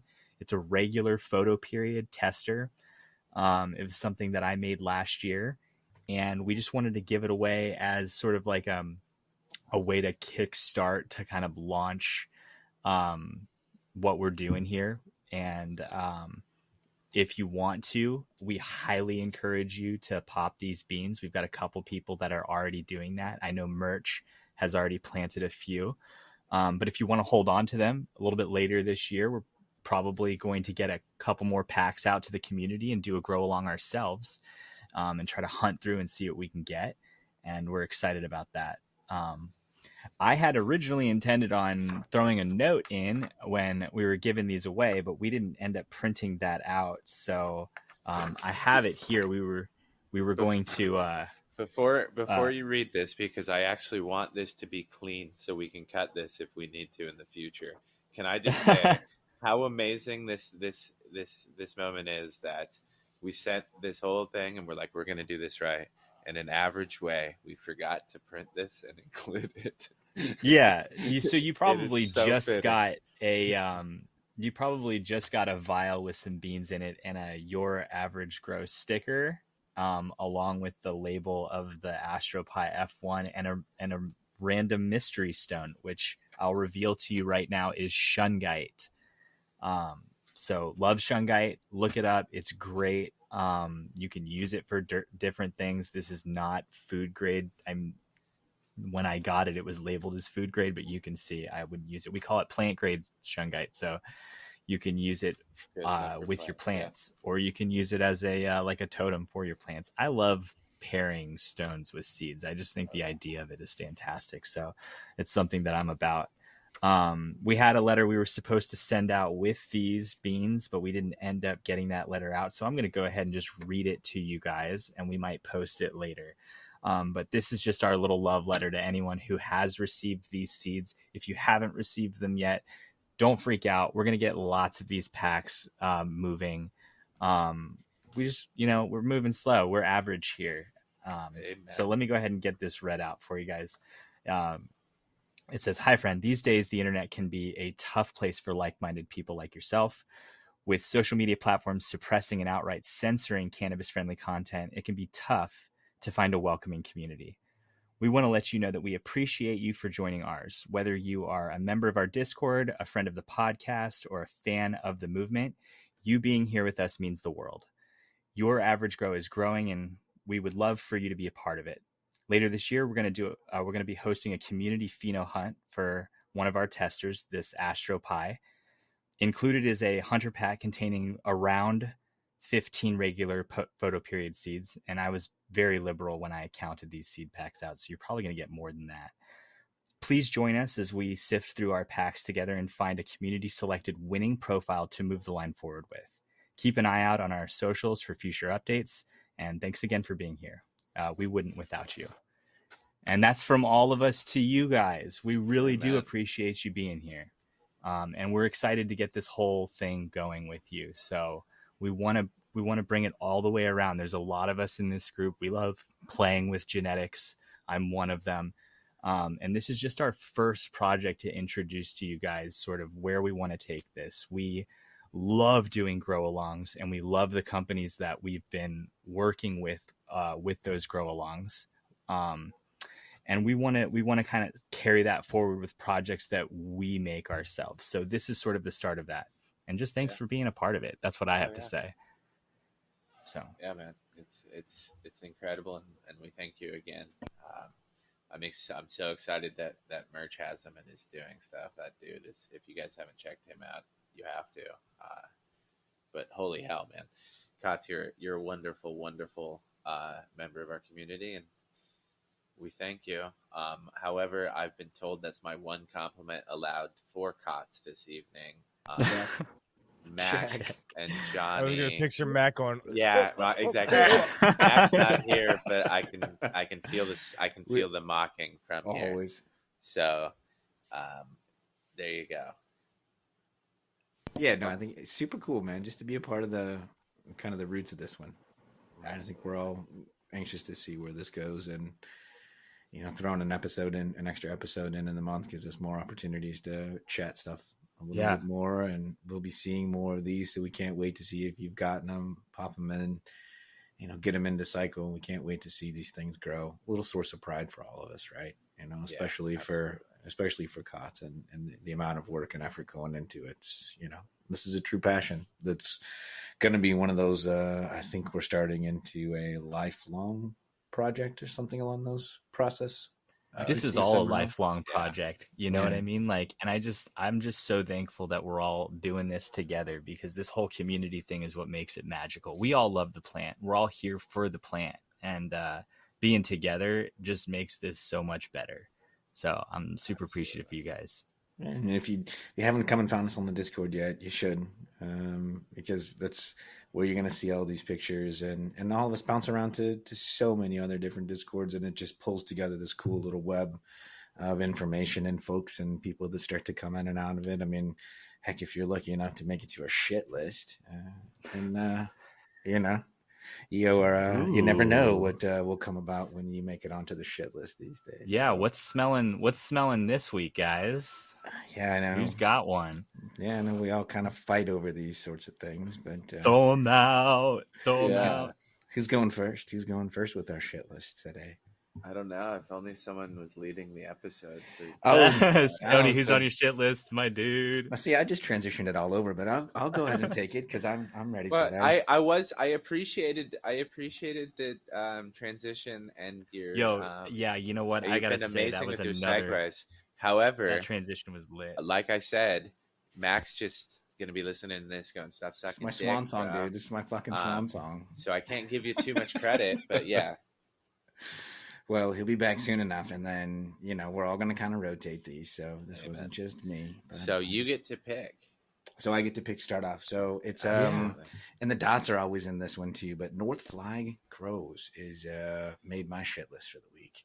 Right. He's a cat that has been popping in and out of recently, and he's kind of new to autos. I think I caught in there a little while ago that it's been about 4 or 5 years since he's grown, and he was using blurples back then, so he's kind of new to autos, which you couldn't tell by looking at some of his work that's on there.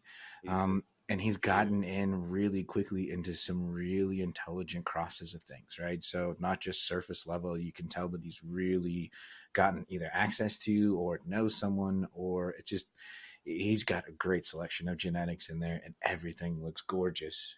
Everything looks gorgeous in there. But when you see a craftsman, I think he's a welder as well, right? And so I think anyone that does that sort of work as a craftsman, you really have to apply artisan efforts into it. And someday we'll chat through those 3 or 4 steps. But, I think, you see that work carry through, and just extremely proud of the work. So he definitely made my shit list. I can't say anything bad, and I just won't. I've just decided that on my last episode, Mac can have it.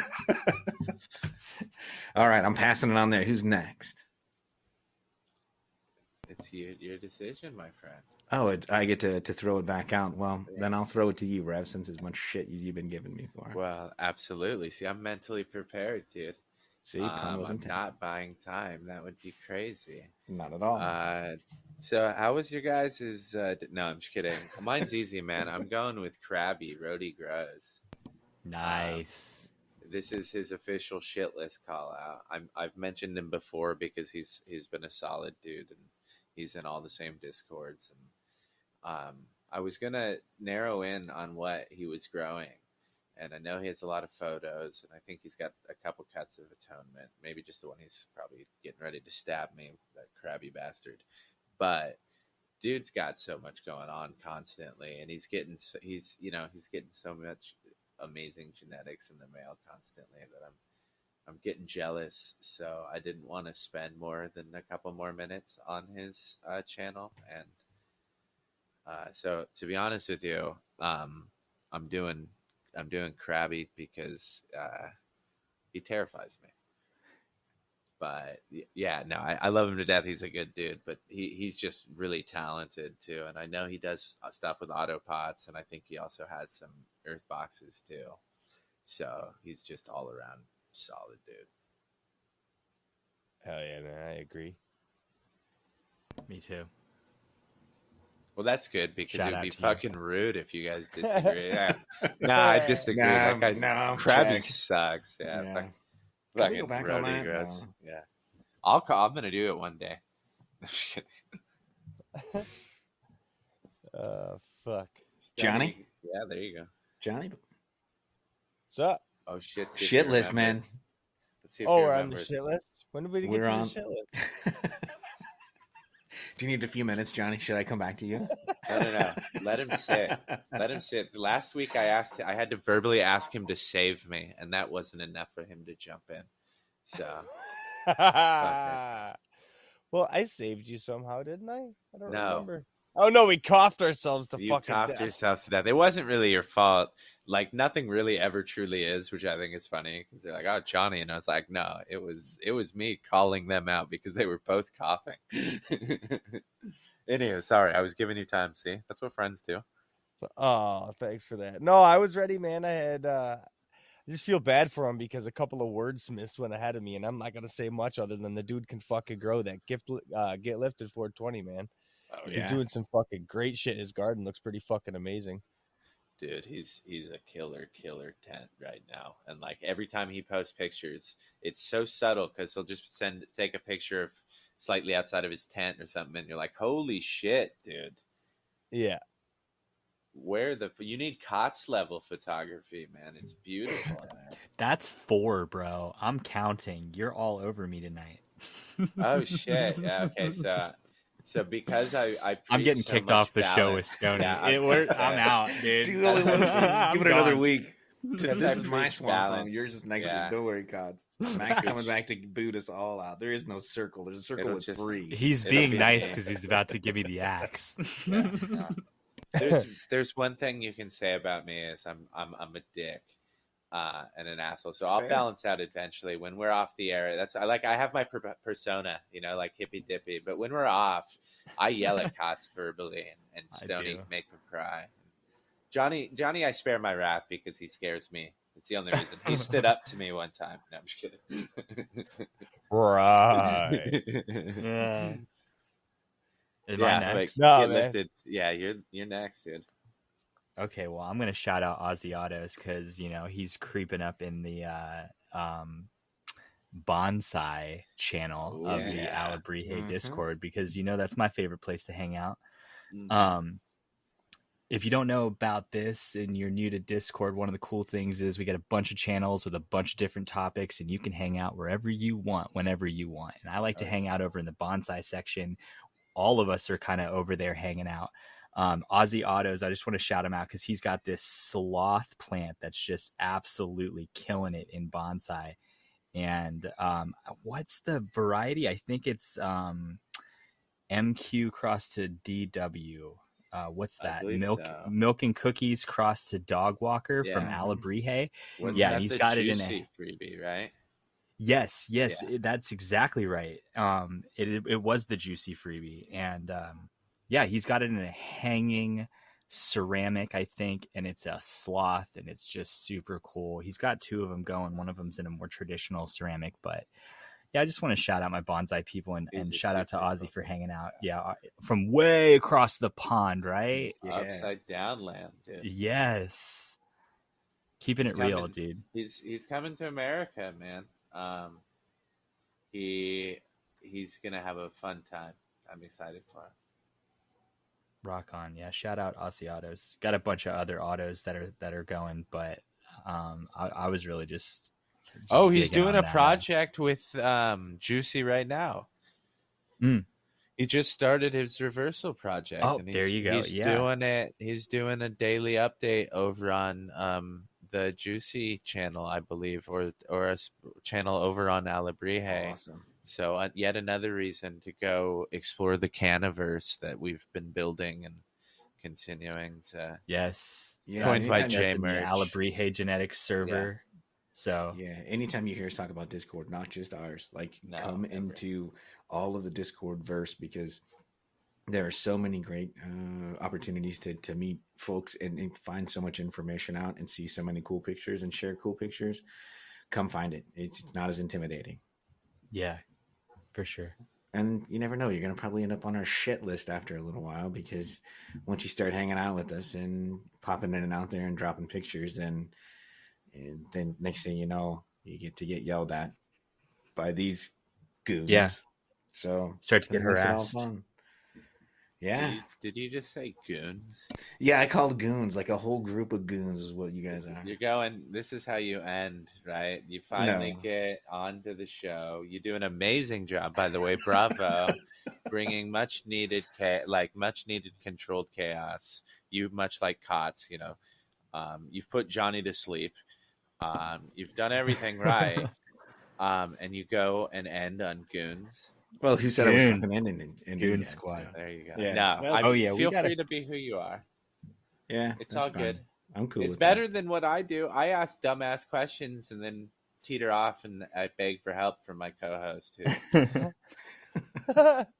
as much as I love him. Well, now that you've wrapped it up, so he loves you. Amen. I love you've wrapped it up so nicely, so gently, wrapped it all up for us. But I guess that brings us to the end of it, right? I mean, we've gone through the shit list. No, you don't get to end on my ending. You're leading. You're gonna throw some bullshit. Yeah. Okay. Fire away, my man. I got a couple questions for you guys. I know you're leading, but this one, Cots. This was season 2 or 3 officially of the Grow Along. I just wrapped season 2. Okay. Super stoked about that. Any at all spoilers for season 3 or no? Yeah, I got a couple things I can tell you about. I'm not sure about everything, but what I am sure about is that I'm going to be testing another strain from Mephisto Genetics. This one is called Sunday Thumper, and I think it's the Gelato 45 crossed to the Forum Stomper, if I'm not mistaken. So really cool. I'm going to test that out. Because I have decided to stay in my current system, what we're going to do is just do a shotgun. As soon as I'm done drying what's in the tent, we're going to reset. I'm probably going to reset in the same system. So we're going to go Fox Farms and Happy Frog, 5-gallon fabrics. So the Sunday Thumper, I'm locking in Pinot Noir for the girls on the Grow Along. That's going to be double grape crossed to Creme de la Creme.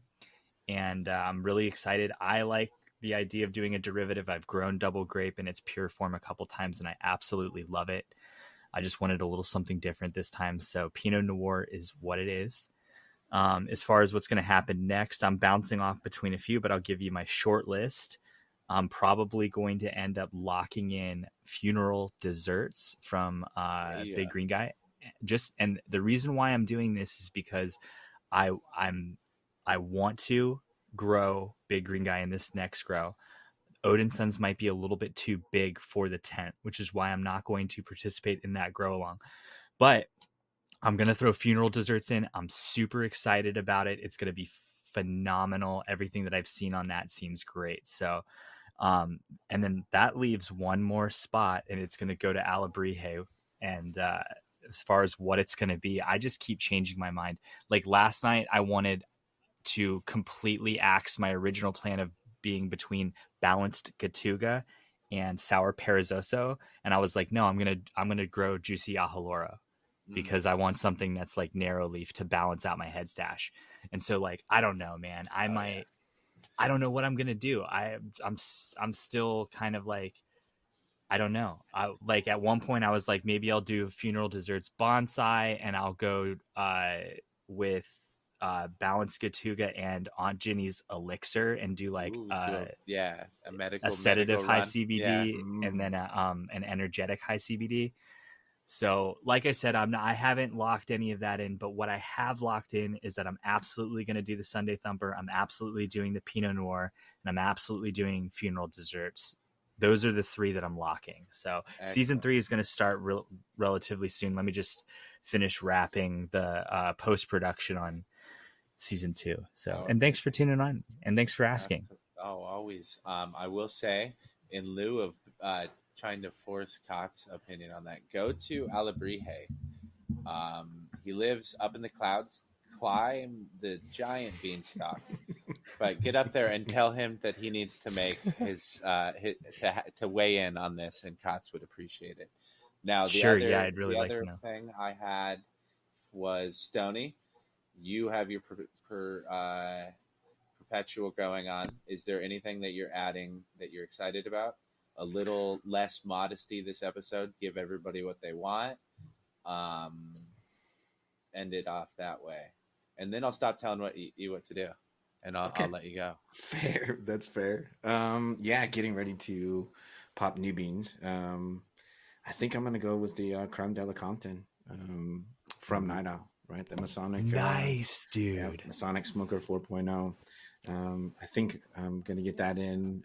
Also, Ruderalis trees, beans, Rudy's beans. Yes. Yes. I'm going to get one of those in for the next. So I'm going to do 2. So those 2 will go side by side. And then that'll set me up just in time for the girls on the grow. I'm also going to do a Pinot Noir. And then also grow that next to the Odinsons. So exciting. So those 2 will be stuff. Yeah, so that'll get me into summertime. Yeah, so I've got a good stash now coming up with some narrow leaves. So I think getting into a little bit more broadleaf is going to be interesting and fun. I've seen some of those of the Wilson F1s and some of these Creme de la Comptons and over on the Discord with Night Owl, and yes, it will be a nice one to have. I'll just say so excited, man. Yeah, so excited. I don't want to skip over and be a hypocrite. Ruderalis testers, we will be devoting more time specifically to them on probably the next circle, because they are worthy of a full discussion. I'm very excited about that. Yeah, I've been really excited. I've been waiting for these for a long time, ever since that very first conversation I had with those cats. Like when he mentioned it, I was just super excited about it. So when he tapped me and dropped me a line a couple of weeks ago, I was all for it. And this will be the first time that I step into the reg world. So, way cool. The classic fuck around and find out, right? I mean, it's a great place to be, and it has its point.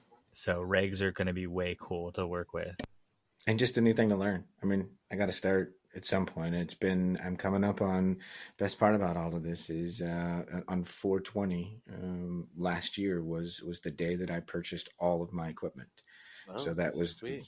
So if I look back 365 days from now, I had all my equipment selected. I had everything ready to order, and I was just waiting for that morning to wake up on 420 and do it ceremoniously. So I'm coming up on 1 year, guys. 1 year that I purchased the equipment. So not a full year of growing, but, and I kind of said to myself, I think I need like a year of growing these autoflowers before I start to step too far, and learn a little bit more. So I think a nice little step is going to be the regs, and especially if I can do it with Rudy. I mean, it's Rudy, right? He's the coolest cat around, right? So I thank God that you got into the hobby, man.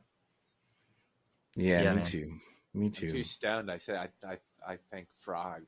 That's what I heard. I heard frog. Amen. Well, you thank whoever you want. May all Apple of you, be thank with them all. you. Thank them all. Be with Compactus. Thank What's them your all, favorite man. deity and why is it an apple?